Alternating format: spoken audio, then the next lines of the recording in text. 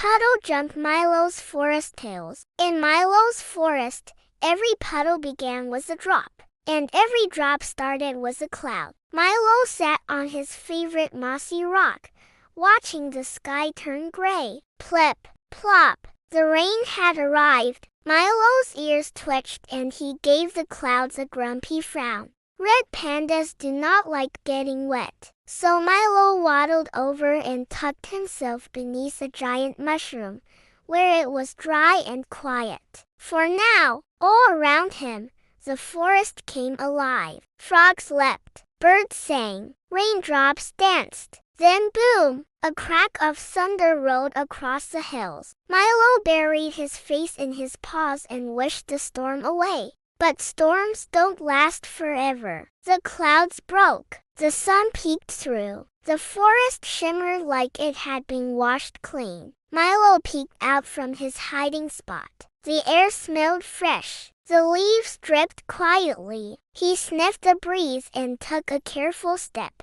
That's when he saw it, a puddle, round and shiny, like a piece of the sky had fallen to the ground. Milo padded closer. He reached out with one paw. Sploosh! Ripples spread. The sky wobbled in the water. Suddenly drip! A raindrop fell right on his head. Milo blinked. Then he giggled. He tapped the puddle again. Then again. Then splash! He slapped it with both paws, laughing as droplets flew. Milo crouched. He wiggled his tail and leapt into the biggest puddle he could find. He slid on his belly. He spun in circles. He splashed until he couldn't splash anymore. Soon, he wasn't alone. Frogs bounced beside him. Birds flapped through the puddles. Even a squirrel slipped and laughed. In slow, sunlight magic, Milo twirled through the air, water glistening like little stars around him. Then he flopped belly first into the biggest puddle yet. Soaked, happy, free,